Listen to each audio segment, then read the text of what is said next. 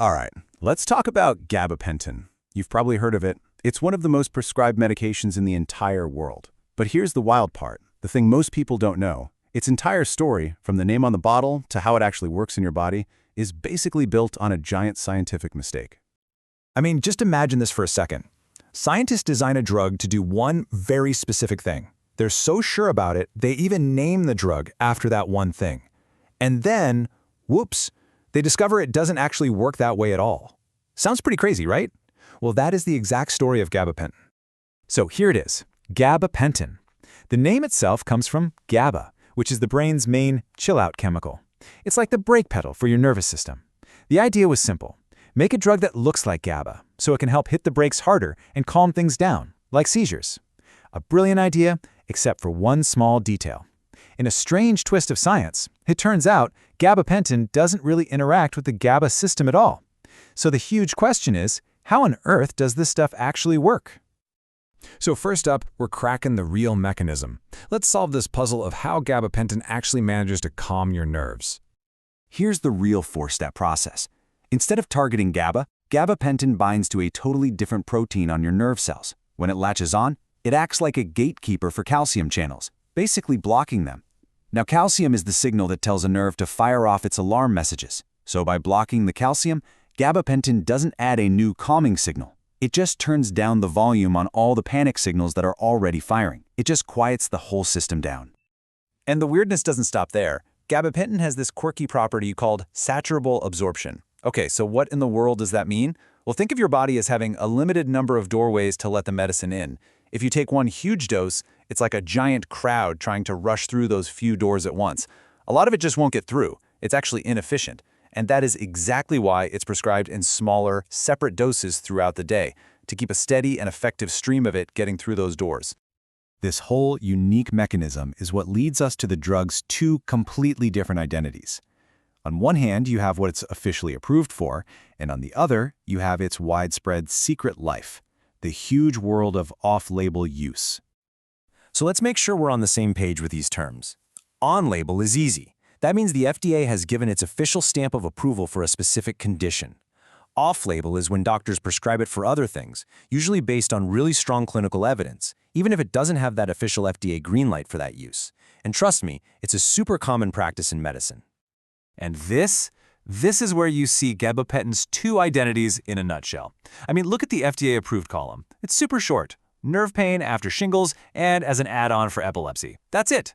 Now look at the off-label column. It is enormous. We're talking diabetic nerve pain, restless leg syndrome, fibromyalgia, anxiety disorders, migraine prevention, even helping with alcohol and drug withdrawal. This is the drug's real-world resume, and it is way more extensive than its official one.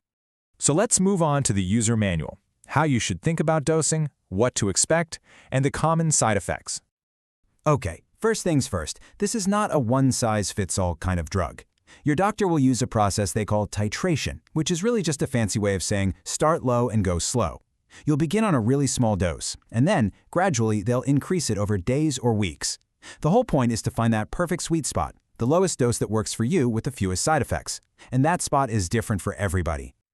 For most people, that sweet spot usually lands somewhere between 900 and 3,600 milligrams per day. And remember what we just learned about absorption? That's why that total daily amount is almost always split into 3 separate doses to keep the levels in your body nice and steady. Now, about those side effects, especially when you're just starting out or whenever your dose gets increased, they're pretty common.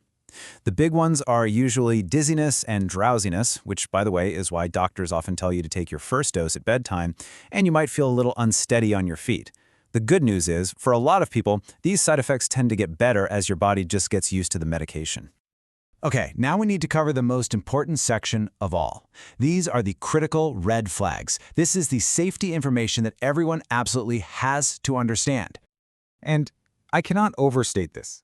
Combining gabapentin with other things that slow down your central nervous system, we're talking opioids, benzodiazepines like Xanax, or even just alcohol, is incredibly dangerous. The warning is stark. It can cause what's called respiratory depression. In plain English, that means it can slow your breathing down to a dangerous or even fatal level. This is the single most important warning. The second critical warning is just as direct. Never stop taking this medication abruptly. It has to be tapered down slowly, under a doctor's supervision, just like how you started it. And here's why. If you just stop cold turkey, it can trigger a nasty withdrawal syndrome. You could get hit with a wave of anxiety, insomnia, nausea. Your original pain could come roaring back, and in some rare cases, it can even cause seizures. The bottom line is simple. Always talk to your doctor before you make any changes. And finally, we have to acknowledge a modern reality. For a long time, gabapentin was thought to have a pretty low potential for abuse. We now know that's just not true. It is being misused, often to enhance the high from other drugs. It's become such a concern that many states have now reclassified it as a controlled substance, which just means its prescriptions are tracked much more carefully. So, what is gabapentin? Is it this amazing, versatile tool for nerve pain, or is it a medication with some serious hidden risks? The answer is, it's both. Its value comes from its very unique mechanism, but its safety depends entirely on understanding and respecting its rules. And knowing its full story, from its mistaken identity all the way to its critical red flags, is the absolute first step.